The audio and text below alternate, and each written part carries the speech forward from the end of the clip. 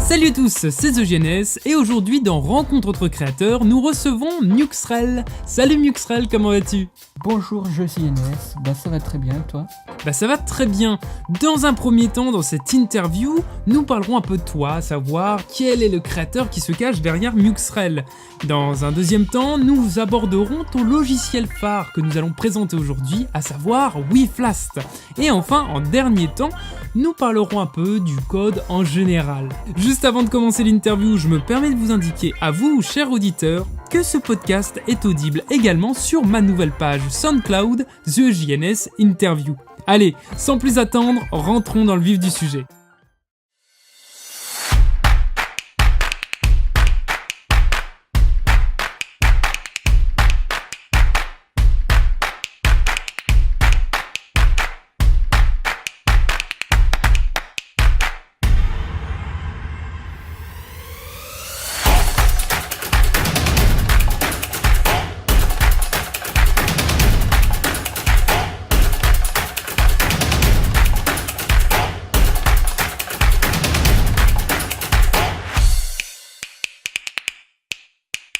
Avant de se pencher plus particulièrement sur ton logiciel WeFlast, nous allons parler un peu de toi afin de découvrir la personne qui se cache derrière le pseudo de Muxrel. Allez, pour commencer, est-ce que tu pourrais te présenter ? Oui, je me présente, je me nomme Muxrel, et vu que mon pseudo est imprononçable à la première lecture, tout le monde m'appelle Mew, même moi. Principalement développeur de sites / logiciels sous Windows, vidéaste sur la plateforme YouTube, fondateur de ma team de programmation nommée la Midwedge, et père de l'engine Flast dont on va parler plus tard avec WeFlast.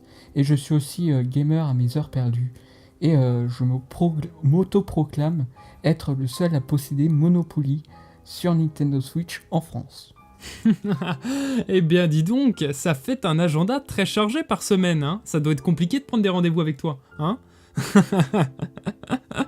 Entre toutes tes activités, en même temps... Tu dois être très prisé. Alors, ce que j'ai remarqué, et d'ailleurs il y a beaucoup de personnes qui l'ont remarqué également, c'est que ton pseudo Muxrel, alors moi j'avoue que je me suis entraîné beaucoup de fois avant de faire cette interview, c'est imprononçable. Beaucoup de personnes seront d'accord avec moi pour dire que Muxrel, on trébuche un peu, je suis désolé de te le dire sur ton pseudo, un Muxrel dans la bouche, ça passe moyen, faut un peu d'entraînement. Est-ce que tu pourrais nous donner la signification de ce pseudo ? Oui, c'est simple, Muxrel ça vient de mon ancien pseudo qui était milieu LL, ça vient d'un mot de passe, c'est compliqué cette histoire, et puis de Lutzrel le Pokémon, et en gros j'ai fait un mélange. Donc, en gros, tu nous dis que ton pseudo vient d'un mot de passe, mais franchement, c'est une première pour moi, parce que moi, j'ai vu des pseudos qui viennent de, voilà, mon chat se nommait Patate, voici mon nouveau pseudo, et toi, voilà, tu le sors d'un mot de passe, et écoute, c'est très élégant pour un codeur, franchement, je te le dire, c'est plutôt pas mal. Alors, voici une question qui me vient à l'esprit. Qu'est-ce qui t'a poussé à te diriger vers le code ? Parce que tu nous avais laissé entendre que tu avais ton équipe de codage, à savoir la Midwedge, et que tu développais aussi donc ton logiciel dont nous allons parler tout à l'heure, qui est donc WeFlast. Alors, qu'est-ce qui t'a poussé vraiment à te diriger vers le codage ? Au début, c'était en 2013-2014, je jouais beaucoup à Minecraft et principalement dans la survie avec l'apprentissage des commandes blocs, qui est en gros le code dans Minecraft. Le code vanilla, pas le code on crée des plugins, etc. Et donc, à un moment instant T, je me suis décidé à créer un premier logiciel vraiment très, très, très, très gamin de 13 ans. Même moi j'ai honte aujourd'hui alors que ça fait que 3-4 ans que je suis dans le code. Et au début c'était juste un truc que ça allait pas durer. Puis un jour j'ai fait la connaissance d'un développeur qui s'appelle actuellement La Vidéothèque. Il avait une chaîne YouTube dans laquelle il faisait des logiciels fake entre guillemets. Et ça m'a beaucoup plu. Donc je me suis abonné. Puis de fil en aiguille on est entré en contact, on est devenus amis, puis c'est lui qui m'a vraiment poussé à entrer dans le domaine de la programmation. Parce que malgré ses logiciels fake, il fait tout de même de bons logiciels. En effet, lorsqu'on te cherche sur Twitter, on s'aperçoit que la vidéothèque est vachement présente. Moi, je me rappelle, lorsque j'ai effectué mes recherches sur Muxrel, attention, lorsque je me suis rendu sur Google Images, je regardais comme ça les logos, et je tombais sur la vidéothèque, et c'est vrai que je me demandais un peu quel était le rapport. Donc tu nous l'as défini, c'est très bien. Alors bien souvent les applications, jeux et sites internet ne sont pas administrés que par une personne, seulement, mais carrément par des gros collectifs ou des petits indépendants. Alors Muxrel, j'ai vu que en effectuant mes recherches, tu avais également donc un groupe de codage et tu étais carrément le fondateur de ce groupe. Est-ce que tu pourrais nous en dire plus finalement ? Oui, c'est assez simple. Avant que je connaisse la vidéothèque, j'avais, vu que j'étais un peu jeune dans ma tête, j'avais créé une entreprise, entre guillemets, qui était la Millualal Corporation, mon ancien pseudo. Il n'y avait que moi dessus, et puis franchement, ça servait à rien. C'est en 2015, un peu avant que la toute première version d'un de mes logiciels phares soit mise en place, que je demande à Bol de Nouilles, un ami à moi. Lui aussi faisait ses débuts en codage, qu'on crée une team ensemble. Alors au début c'était la Muxrel Production de mémoire. Et puis de fil en aiguille, en début 2016, on a changé, on est passé de Muxrel Production à Millwedge. Ça vient d'un mélange de Bol de Nouilles, de moi, de software, de générateur, de plein de mots. D'accord. Alors on voit quand même que ton pseudo, Muxrel, tu en apportes une grande importance, on le voit dans Muxrel Production, donc juste avant que tu renommes la Millwedge. Oui. Alors, maintenant rentrons un peu sur le sujet phare de cette interview, à savoir ton logiciel WeFlast, qui vient récemment de sortir. On a parlé de WeFlast, mais WeFlast, ce n'était pas WeFlast. Il y a eu des débuts, il y a eu un historique. D'après ce que j'ai pu voir, c'est que ce concept, donc il date de début 2016, donc avec YouTube Video View. Alors là, c'est vrai que c'est assez long, qui s'est transformé en YouFlast. Alors déjà, YouFlast, c'est plus clinquant, on a plus envie de le prononcer, ça fait plus Singlish. Hey. Donc en fin 2016, précisément donc le 21 décembre, et enfin, donc se sont enchaînées 6 versions quand même de YouFlast. Ça fait un paquet de versions, je vous l'accorde.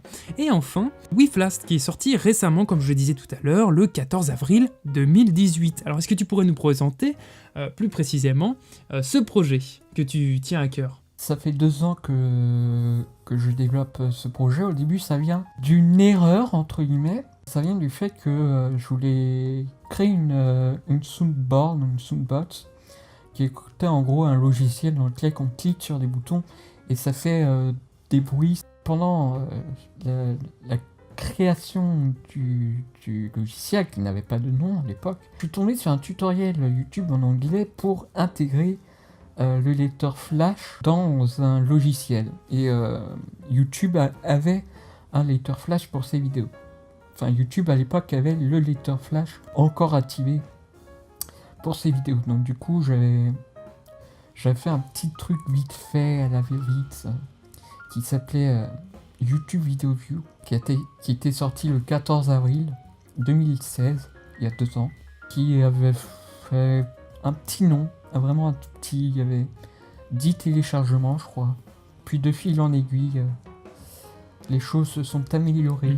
J'ai commencé à m'intéresser à l'API de YouTube, parce qu'à l'époque c'était que YouTube, d'où YouTube Video View, qui s'est transformé en YouTube Flash, puis en YouFlast. Le but premier de ce logiciel est de anéantir, entre guillemets, tous les éléments nuisibles lors d'un visionnage de vidéos, pour garder que l'essentiel.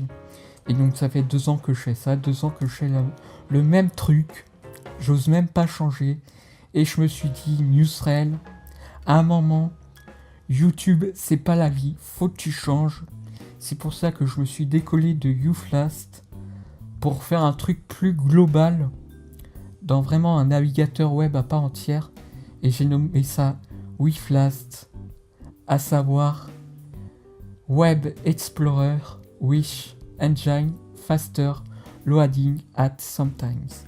Oh là là, quel accent anglais! Waouh!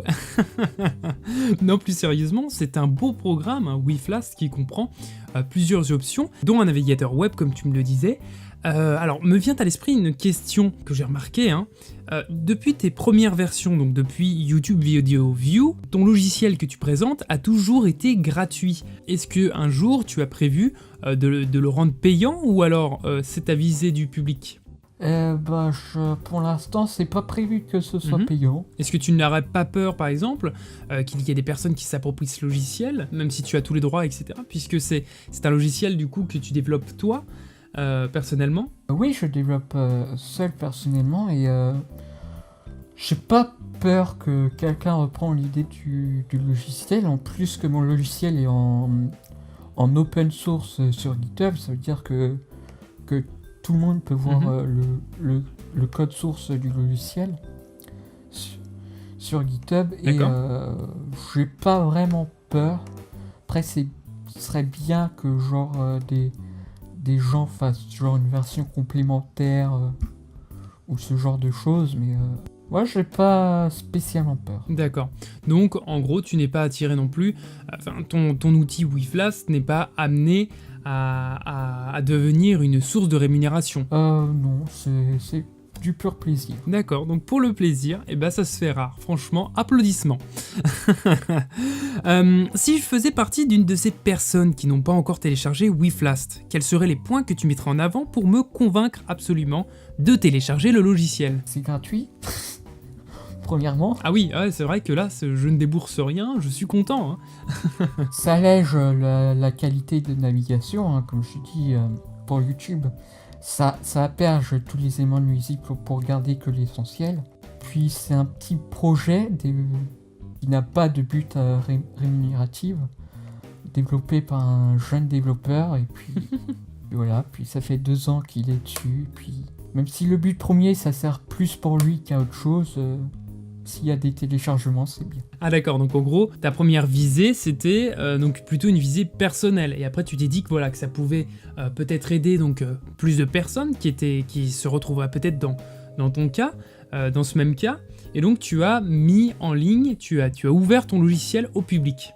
Nous allons à présent passer à la partie technique de l'émission. Attention, attention, attention. Quels sont tes logiciels de prédilection niveau codage? Alors, mes logiciels de préédition pour le codage, j'oublierai un éditeur de texte, de préférence Notepad++ ou Sublime Text, qui est plus dans la partie développement de site web.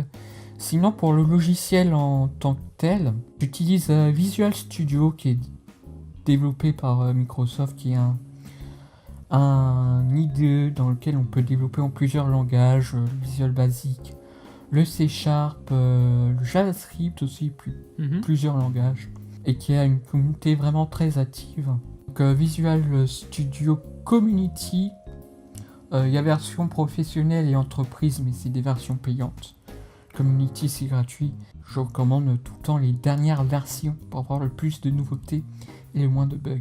Et puis sinon, pour les jeux Unity, puis pour le reste, un éditeur de texte, parce que c'est principalement le codage, c'est du texte, donc faut un éditeur de texte bien quelque part. Comment te positionnes-tu par rapport à ton logiciel? Est-ce que tu es fier? Qu'en penses-tu? Quels sont ses défauts? Quelles sont tes réjouissances face à ton logiciel? Est-ce que finalement ton logiciel correspond-il à tes attentes? Oui, bah oui, sinon je l'aurais pas créé. Non mais je veux dire par là que tu peux avoir créé ton logiciel et ne pas avoir réussi à maîtriser, à ordonner tes idées afin d'obtenir ce que tu voulais. Oui, en vrai, le WeFlast me correspond bien. D'accord. Je l'utilise assez régulièrement. Bon, des fois j'utilise Chrome parce que WeFlast est encore très jeune, donc n'a pas toutes les fonctionnalités d'un navigateur de nos jours, tel de Chrome, Firefox, Edge, Opera, Internet Explorer. Mais en vrai, c'est un logiciel que j'utilise assez fréquemment, que j'en parle aussi dans ma vie personnelle, genre pour l'une des versions antérieures de WeFlast, donc WeFlast la 5e version notamment. Lors d'un devoir maison de français, on avait un diaporama à faire sur une marque qui nous est familière, qu'on aimait, et puis le petit Musrel avait décidé de parler de Wiflast, enfin de Uflast en l'occurrence, lors du cours de français avec un diaporama et qu'il lui allait fallu un 20 sur 20 et des encouragements. J'en suis assez fier, hein, même encore récemment, avant la sortie, j'en avais parlé à pas mal de mes confrères de ma vie réelle, donc à savoir mes collègues de classe, et pas mal a été intéressé par ce projet, donc j'en suis plutôt fier.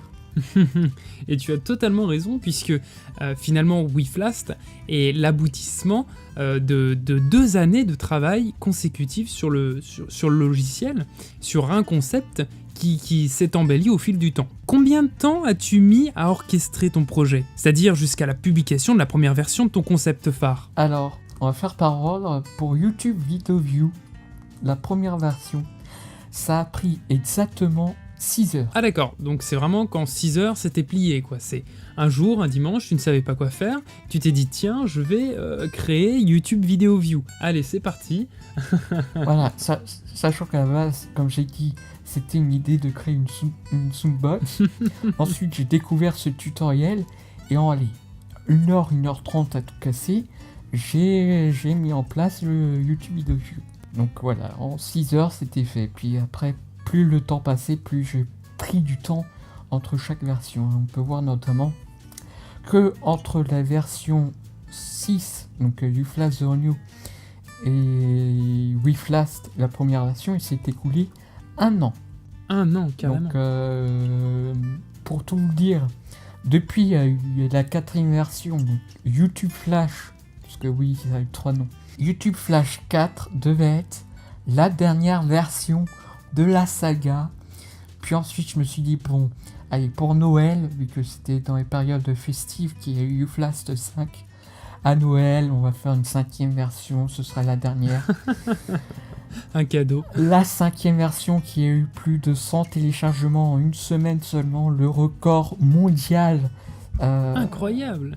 100 téléchargements, c'est vraiment incroyable. Ouais, bravo. Le record mondial de la saga. Puis je me suis dit, parce que le logiciel avait tellement de bugs que je pouvais pas m'en laisser là, du coup j'ai fait Uflast The New, le renouveau en français, hein. En effet.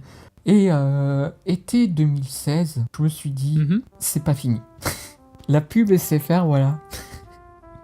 J'étais préparé à faire mes valises et puis il y a quelqu'un qui m'a dit... Et ce n'est pas fini. C'est là que j'ai commencé à conceptualiser Wiflast. Et ce n'est que début 2017 que je me suis vraiment pris à temps plein sur le logiciel, hein, qui m'a fait d'ailleurs retarder pas mal de trucs, hein. J'ai tellement de vidéos que j'ai dû rattraper.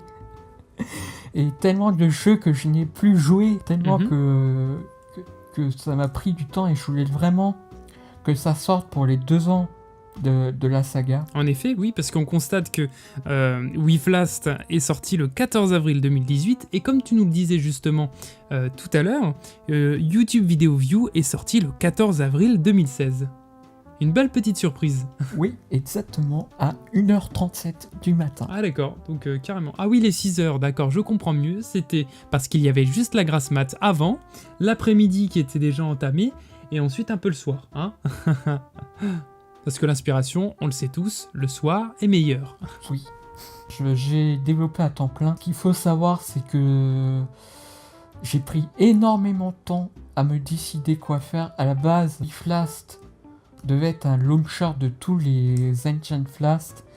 Puis je me suis dit, autant faire un navigateur qui a les Ancient Flast. J'ai eu plein de versions différentes du logiciel que je pouvais avoir. Puis finalement, c'est avéré ce qui s'est avéré.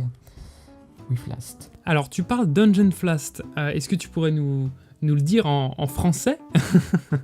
Alors l'Ancient Flast, hein, donc Faster Loading at Sometimes, c'est tout simplement le nom que je donne au moteur entre guillemets de Wiflast. D'accord, donc en gros c'est ce qui permet de faire fonctionner. Voilà. D'accord. Quelles ont été les grandes étapes de la création de ton logiciel? Alors, la première grande étape, hein, c'est le passage d'une idée de créer une Soundbox à faire quelque chose avec ce lecteur flash de YouTube. Sans ça, il n'y aurait pas WeFlast. Hein. Il y a aussi la vidéothèque, car j'avais créé la première version avant qu'on se parle régulièrement. Mais sans la vidéothèque, je serais encore sur UFlast version 3. Alors, petite dédicace à la vidéothèque. Sachant que la version 3 de UFlast n'existe pas, parce que c'est une série de bêta. Puis à un moment, je me suis dit, bon, pas de version 3, on passe directement à la version 4. Un peu comme l'iPhone 10, il n'y a pas eu d'iPhone 9, mais il y a eu l'iPhone 10. Et chez Muxrel, c'était la même chose. Hein, on a réussi à avoir une version 4 sans passer par la version 3. Magique. Voilà, parce que j'aime pas les chiffres impairs. Ne me cherchez pas à comprendre. Et puis, troisième étape, je dirais la motivation. Parce que c'est vrai que même si j'ai pas beaucoup de téléchargements sur chaque version, les toutes premières versions ont eu à peine 100 téléchargements cumulés. C'est seulement à partir du YouTube Flash 4, donc la quatrième version, que ça a vraiment commencé à exploser en termes de téléchargement. Hein. Mais j'ai toujours une motivation, même si personne téléchargeait. Et puis en même temps, comme j'ai dit, ça servait à moi principalement. Donc c'était tout bénef alors. Voilà. Si tu avais la possibilité de travailler en collaboration avec une grande enseigne ou une personne en particulier, qu'est-ce que ça serait? Alors, je vais être original, hein, je vais pas choisir Google ou Microsoft comme tout le monde. Enfin un peu d'originalité. Il y a de cela bientôt un an, genre un mois après la sortie de UFlast sur New, j'ai découvert un cloud qui s'appelle Orbito. J'avais même fait une vidéo de présentation sur ce cloud sur ma chaîne YouTube. Et franchement, ce cloud m'impressionne et je pense que ce serait avec le staff d'Orbito que j'aimerais travailler plus tard. Donc tu développerais le cloud en compagnie d'Orbito. Et en plus, petite anecdote, des fois on parle avec le cofondateur d'Orbito, je parle avec lui des fois. Et vous parlez en langage des codes? On parle en anglais déjà. Parce que Orbito c'est espagnol. Mm-hmm. Et donc vu que moi l'espagnol ça fait 0. Ça fait 5. Donc du coup on parle en anglais. Parce que l'anglais c'est c'est surtout universel, ça aide. Et donc s'appelle Xavier. Alors petit coucou à Xavier d'Orbito. Que des dédicaces dans cette interview, il fallait me le dire avant. Hein. Interview dédicace. Franchement c'est quelqu'un qui a l'air bien gentil. Travailler à ses côtés ce serait magique. Est-ce que tu pourrais donner des conseils et des erreurs à ne pas faire aux tout nouveaux codeurs? Ayez des idées folles qui vont vous mettre sur des idées bien. Expérience personnelle, au début, là où j'ai rencontré la vidéothèque justement, c'était parce que je voulais créer un OS, genre un Windows, un Mac, etc.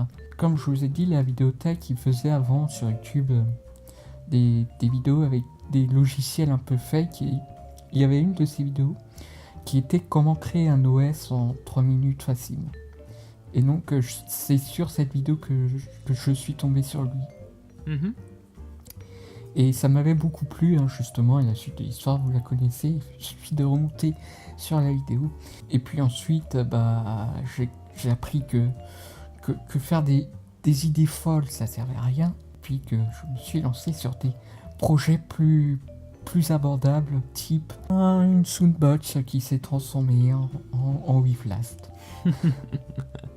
Alors c'est plutôt un bon parcours, finalement. Oui. Et puis, sinon, n'allez pas trop vite. J'ai fait l'erreur avec la Milwaukee et avec Fizz, un jeu vidéo avec des frites, dans lequel on allait trop vite et du coup, c'était trop tôt parce que le Musrel d'époque, il avait déjà lancé un let's play sur Flight Simulator alors que le jeu n'était même pas commencé. Ah ouais, d'accord. Donc, pas mal, très bien. Donc, en gros, t'as littéralement vendu la peau de l'ours avant de la faire tuer. Mais c'est très bien. Mais comment tu faisais le let's play si tu ne possédais pas le jeu? Bah, en gros, j'ai expliqué les avancées. C'était plus les avancées techniques. Et le pire, c'est que j'ai une histoire entière à base de frites stockée dans un dossier, dans un fichier Word sur Orbito. Voilà, pour revenir à Orbito. Ah, sur Orbito, important de le préciser. Donc en gros, tes vidéos let's play sur Flight Simulator étaient-elles des contes de Père Castor, mais version frites? Plus ou moins, c'était plus un genre de devlog qu'un let's play, mais on a mis en suspens le projet, parce que justement, avec l'arrivée de WeFlast et du développement intensif, j'ai dû sacrifier pas mal de choses. D'accord. Bon, eh bien, je crois qu'on a fait le tour de la question, ou plutôt des questions. Qu'est-ce qui ressort au final de ton logiciel? Eh ben que c'est un navigateur gratuit, sans prétention de toucher de l'argent, développé par un mec qui a une faible connexion, parce que si j'avais une très forte connexion, ça n'aurait jamais arrivé. Sur un coup d'erreur, sur un coup d'erreur et de tutoriel en anglais, d'ailleurs dédicace à ce tutoriel en anglais pour intégrer le lecteur flash de YouTube. Ah donc carrément, donc on faisait des dédicaces à des personnes physiques tout à l'heure, maintenant on fait des dédicaces à des vidéos qui expliquent, explicatives, d'accord, bah très bien, non mais c'est super. On va finir cette interview en dédicaçant des poireaux, y a pas de souci. Et le logiciel qui va subir encore pas mal de modifications sur les versions suivantes. Alors pour vous dire, moi j'ai testé le logiciel, et c'est vrai que c'est un bon compromis pour ceux qui ne bénéficieraient pas d'une très bonne connexion. Et oui, en 2018, les gens qui n'ont pas la fibre existent encore, malheureusement, et ils sont nombreux. Muxrel, avant de se quitter, est-ce que tu aurais un mot de la fin? Télécharger WeFlast, bien évidemment, mais encore... Et le mot de la fin, je dirais cerise sur le gâteau. Eh bien parfait, concluons cette interview sur le mot cerise, très bonne expression. En tout cas, moi j'étais très content de te recevoir, voilà, donc pour relancer cette série Rencontre entre créateurs, quoi de mieux de présenter un logiciel qui est WeFlast, donc je vous rappelle que en description, enfin je vous le rappelle pas, je vous l'annonce, qu'en description vous pouvez télécharger le logiciel WeFlast, donc le lien vous mènera vers le site de téléchargement, vous pourrez un peu naviguer sur le site. Vous aurez également donc les réseaux sociaux du créateur, donc Muxrel, donc son Twitter. Et en tout cas, nous on se retrouve pour un prochain épisode. Je ne vous annonce pas la date puisque je ne sais moi-même pas quand sortira le prochain épisode. Mais en tout cas, c'est un plaisir de faire cet épisode avec toi, Muxrel.